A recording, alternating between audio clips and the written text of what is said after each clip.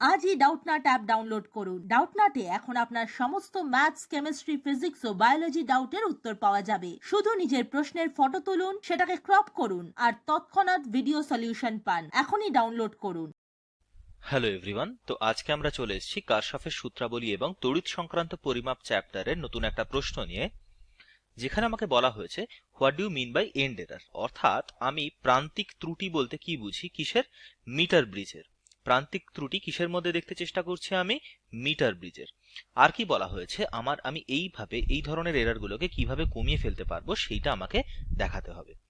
তো পাশের ডায়াগ্রামে আমি তোমাদেরকে এঁকে দেখিয়ে দিয়েছি একটা মিটার ব্রিজের স্কিম্যাটিক ডায়াগ্রাম। এটা থেকে আমি আসলে প্রান্তিক এররকে কিভাবে কমাতে পারি সেইটা বোঝাতে কাজে লাগবে বলে এঁকেছি। তো আগে তোমাদেরকে দেখিয়ে দিই প্রান্তিক এরর বলতে আমি কি বুঝি। তো এই যে আমার একটা মিটার ব্রিজ আছে, এইখানে আমার থাকে হচ্ছে স্কেল, অর্থাৎ এইখানে আমার দৈর্ঘ্যের সমান করা অনুযায়ী এখানে ভাগ করা থাকে, এইখানে আমার স্কেল থাকে। তো এখানে আমার একটা লম্বা স্কেল থাকে, সেই স্কেলের দৈর্ঘ্য অনুযায়ী এই যে জকিটা আমি দেখতে পাচ্ছি এখানে, এই জকিটা যেখানে টাচ করালে আমার এই যে গ্যালভানোমিটার আছে, এই গ্যালভানোমিটারের ডিফ্লেকশন 0 হয়ে যায়। সেইটাকেই আমি কি বলি? সেইটাকে আমি বলি হচ্ছে আমার ডিফ্লেকশন পয়েন্ট। অর্থাৎ এই ধরনের একটা কম্বিনেশনে আমরা কি পাচ্ছি? আমরা যেটা পেয়ে যাচ্ছি সেটা হচ্ছে এই যে গ্যালভানোমিটারের ডিফ্লেকশনটা যেখানে 0 হচ্ছে, সেই জন্য কি হচ্ছে, এই যে তারটা আছে, তারটা আমার এইখানে কি করা আছে? ওয়েল্ড করা আছে। অর্থাৎ এই ওয়েল্ডিং এর জন্য এর একটা কিছু পরিবর্তন নিশ্চয়ই হবে। তো এন্ড এররের মধ্যে কি কি পাচ্ছি আমি? End error. তো প্রথম পয়েন্ট আমি কি লিখে দিয়েছি? Resistance of the copper plate isn't zero. অর্থাৎ এইখানে এই তারগুলো এই যে কপার প্লেটটার উপর রাখা আছে, এই প্লেটটার সাথে আমি যখন কানেক্ট করেই দিচ্ছি, কিন্তু এই প্লেটটা নিজের রোধ তো জিরো না। তো এই প্লেটটা নিজের একটা রোধ আছে, সেইটাও কিন্তু আমার এইখানে কনসিডারেশনের সময় চলে আসছে।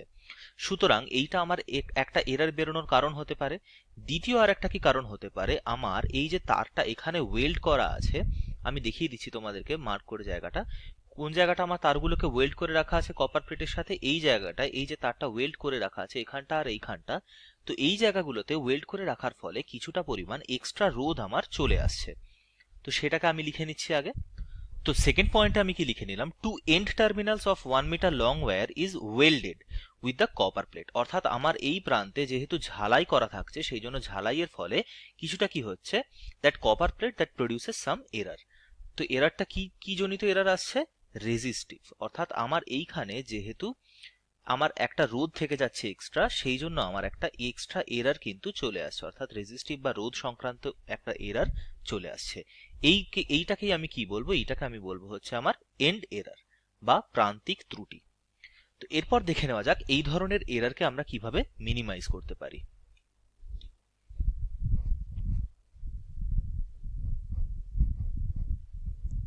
কারেকশন আমি কিভাবে করব? আমি ধরে নিচ্ছি এইখানে আমি যে রোধগুলোকে দেখিয়ে দিয়েছি, এই R1 এর জায়গায় R1টাকে বদলে আমি কি করে দিচ্ছি, এটাকে আমি R করে দিচ্ছি। এইটাকে আমি শুধু R করে দিচ্ছি। আর এই R2 জায়গায় R2টাকে বদলে আমি কি করে দিচ্ছি, আমি S করে দিচ্ছি। তো R2টাকে বদলে S করে দিচ্ছি। আমি কি দেখবো, আমি এই যে জকি ঘুরিয়ে ঘুরিয়ে এইখানে আমি রোধ নিতে শুরু করবো এখান থেকে। তো এই D পয়েন্টের আগে পর্যন্ত, A থেকে D পর্যন্ত আমি ধরবো P, আর D থেকে C পর্যন্ত ধরে নেব আমি বাকি অংশের তারের রোধ হচ্ছে Q। তাহলে আমরা কি জানি, এটার যে আমার ওয়ার্কিং প্রিন্সিপাল অনুযায়ী আমার কি হওয়া উচিত, আমার হুইটস্টোন ব্রিজের মতোই এটা বিহেভ করবে। এটা কিরকম বিহেভ করবে, আমি একটা ফর্মুলা জানি, এটার কি আসবে মিটার ব্রিজের ক্ষেত্রে আমার আসে Q by P equals to কি হয়, 100 minus L divided by L। অর্থাৎ এই তারের দৈর্ঘ্যটা এতদূর পর্যন্ত দৈর্ঘ্য যদি আমার L হয়, তাহলে এই পর্যন্ত দৈর্ঘ্য L হলে এই বাকি অংশটার দৈর্ঘ্য কত? এই বাকি অংশটার দৈর্ঘ্য 100 মাইনাস L হবে নিশ্চয়ই, যেহেতু টোটালটা দৈর্ঘ্য 100 সেন্টিমিটার। তাহলে এইটা দৈর্ঘ্য অনুযায়ী এদের রোধের বিন্যাস হবে, অর্থাৎ Q বাই P হচ্ছে আমার 100 মাইনাস L বাই L হয়ে যাবে। আর একটা কি জানি আমি, আর একটা কি ফর্মুলা জানি আমি জানি যে আমার কিউ আর পি ছাড়াও আমার এস এর ফর্মুলা কি আছে, ক্রস আর্ম এখানে কি কি হচ্ছে, এস ইন্টু পি হয়ে যাবে। এখানে S into P will be equal to কত হয়ে যাবে এখানে, আর ইন্টু কিউ। অর্থাৎ এস এর ভ্যালু কত হয়ে যাবে এখান থেকে, এস এর ভ্যালু আমার হয়ে যাবে হচ্ছে আর বাই পি ইন্টু হচ্ছে কত হয়ে যাবে, কিউ। এইটা হচ্ছে আমার আর একটা ফর্মুলা হয়ে গেল। এবার আমি ধরে নিচ্ছি, আমি যেহেতু আগেই বলে এলাম যে টু এন টার্মিনালে আমার হচ্ছে ওয়েল্ডিং করার ফলে বা ঝালাই করার ফলে এক্সট্রা কিছুটা রোধ থেকে যাচ্ছে। তাহলে আমি ধরে নিচ্ছি এই একটা এ টার্মিনাল হচ্ছে একটা এন টার্মিনাল, সি টার্মিনাল হচ্ছে একটা এন টার্মিনাল।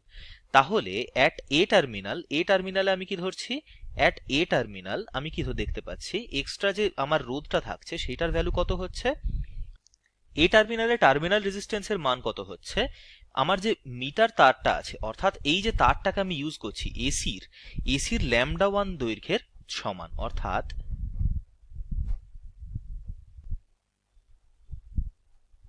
আমি কি লিখলাম, lambda one length resistance of AC wire, অর্থাৎ এসি হচ্ছে আমার পুরো তারটা, তার হচ্ছে এই ল্যামডা ওয়ান দূরত্ব যতটা হচ্ছে সেই ল্যামডা ওয়ান দূরত্বের যে রোধ হচ্ছে সেইটা হচ্ছে আমার এ টার্মিনালের এক্সট্রা রোধ। আর একটা আমি কি লিখবো, বি টার্মিনালের আমার যে রোধ পাবো আমি, আমার প্রান্তিক বিন্দু অনুযায়ী আমার সি টার্মিনালের রোধ পাওয়া উচিত।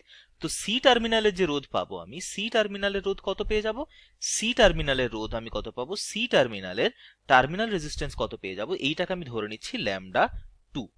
Lambda two length resistance of AC wire, অর্থাৎ পুরো তারটার আমি ল্যামডা টু দৈর্ঘ্যের যে পরিমাণ রোধ পাবো সেইটা লিখে দিলাম। তাহলে এবারে আমি কি বলতে পারছি, আমাকে দেখো আমি এস আর আর এর মধ্যে রিলেশন এবার তাহলে কিভাবে প্রকাশ করতে পারবো, এস আর আর এর মান আমি কিভাবে প্রকাশ করতে পারবো, এস ডিভাইডেড বাই আর। তো আগে আমার কত ছিল এস ডিভাইডেড বাই আর এর মান, দেখো এইখানে আমি কত করেছিলাম, এস ডিভাইডেড বাই আর করলে আমি কত পাচ্ছিলাম, এখানে এস ডিভাইডেড বাই আর করলে আমি আগে পাচ্ছিলাম কত, কিউ ডিভাইড বাই পি মানে হচ্ছে আমার এই 100 মাইনাস এল বাই এল। তো এখানে যেহেতু 100 মাইনাস এল এর জায়গায় এল ওয়ান যদি আমি ধরি, তাহলে আমার এল ওয়ান দৈর্ঘ্যের যে রোধ সেটা কত হচ্ছে, আমার দেখো এল ওয়ান দৈর্ঘ্যের জন্য আমার কত হয়ে যাবে, এ পয়েন্টের দিক থেকে আমার কি ছিল, এল ওয়ান ধরে নিচ্ছি আমি দৈর্ঘ্য ছিল, আর বি সি পয়েন্টের দিক থেকে এল টু ছিল দৈর্ঘ্য।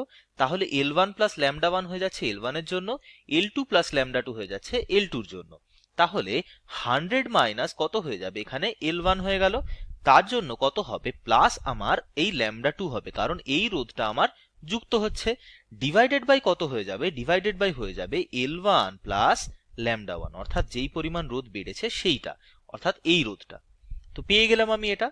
তারপরে আমি কি পাচ্ছি, তারপরে আমি পাচ্ছি আর এবং আর আর এস এর কথা যদি আমি বিচার করি, আমি এইটাকে অন্যভাবেও লিখতে পারতাম, এটাকে আমি অ্যাকচুয়ালি লিখতে চেয়েছি কি, টোটালটা হচ্ছে আমার 100 থেকে আমি কত করছি, 100 থেকে আমি মাইনাস করছি হচ্ছে, 100 থেকে আমি মাইনাস করছি L one minus lambda two, এইটা যদি মাইনাস করে দিই তাহলেই কিন্তু আমি এটা পাচ্ছি। তো এবার আমি কি করব, এবার আমি যেটা করতে চাইছি, আমি আর এবং এস এর জায়গা যদি অদল বদল করে দিই, অর্থাৎ স্থানান্তরিত করে দিই আর এবং এস এর জায়গা, তাহলে আমি কি পাচ্ছি, আর এবং এস এর স্থান যদি আমি পরিবর্তন করে দিই তাহলে আমি পেয়ে যাব changing the position of R and S. R এবং এস এর ভ্যালু যদি আমি অদল বদল করে দিই তাহলে আমি কি পেয়ে যাব, আর বাই এস পেয়ে যাব, আগে এতক্ষণ এস বাই আর পাচ্ছিলাম এখন আর বাই এস পাবো। তো আর বাই এস এর ভ্যালু কত পেয়ে যাব, এখন 100ই থাকবে কিন্তু যেহেতু শেষ থেকে আমি মাপছি এখানে এল টু টার্ম চলে আসবে, তাহলে আমি কত পেয়ে যাব, 100 মাইনাস এল টু প্লাস কত হয়ে যাবে, আগে ল্যামডা ওয়ান ছিল এখন ল্যামডা টু হয়ে যাবে যেহেতু আমি সেকেন্ড টার্মিনাল থেকে মাপছি, ডিভাইডেড বাই কত হয়ে যাবে, L two plus lambda one. তো আমি পেয়ে গেলাম, এইটা হচ্ছে আমার একটা এক্সপ্রেশন চলে এলো, যদি আমি তাদের স্থান পরিবর্তন করিয়ে দিতে থাকি। তাহলে এবার আমি কি পেয়ে গেলাম, আমাকে কি লিখতে হবে, অজানা রোধ ব্যবহার করে আমি কি এটা বের করতে পারবো না, পারবো না। তো আমাকে কি ব্যবহার করতে হবে, আমাদেরকে নোন রেজিস্ট্যান্সের ভ্যালু ব্যবহার করতে হবে। আর আর এস এর ভ্যালু যদি আমার জানা থাকে, R and S value should be known to find lambda 1 and lambda 2. R and S value should be known to find lambda 1 and lambda 2. অর্থাৎ আর এবং এস এর ভ্যালু যদি আমি বসিয়ে দিই, আমি এখান থেকে খুব সহজভাবে এইখান থেকে আমি কি পেয়ে যাব, এখানে যাব ল্যামডা 1 পেয়ে যাব, এখান থেকে কত পেয়ে যাব আমি, ল্যামডা 1 ল্যামডা 2 দিয়ে দুটো ইকুয়েশন আসবে এখান থেকে, এই ইকুয়েশনটা আর এই ইকুয়েশনটা থেকে। তো আর এবং এস এর ভ্যালু গিভেন থাকলে আমরা খুব সহজভাবেই সেটা বের করে নিতে পারবো। তো এইভাবে আমরা ল্যামডা 1 ল্যামডা 2 এর ভ্যালু বের করে নিতে পারলে অ্যাকচুয়ালি কি বের করতে পারলাম, এই যে ল্যামডা 1 দৈর্ঘ্যের শেষ প্রান্তের এখানে রোধ এক্সট্রা যেটা আসছে সেটা বের করলাম, ল্যামডা 2 এখানে বের করে নিলাম। তো এইভাবে আমি প্রান্তিক রোধের মান বের করে নিয়ে এরারটাকে মিনিমাইজ করে দিতে পারবো। তো আশা করছি প্রশ্নটার উত্তর তোমরা পেয়ে গেছো। ভিডিওটা দেখার জন্য thank you so much. Class 6 থেকে 12 এর সাথে নিট, আইআইটি, জেইই মেন্স এবং অ্যাডভান্স লেভেল পর্যন্ত 10 মিলিয়নের থেকে বেশি স্টুডেন্টের ভরসা। আজই ডাউটনাট অ্যাপ ডাউনলোড করুন বা নিজের প্রশ্ন 8400400400 তে হোয়াটসঅ্যাপ করুন।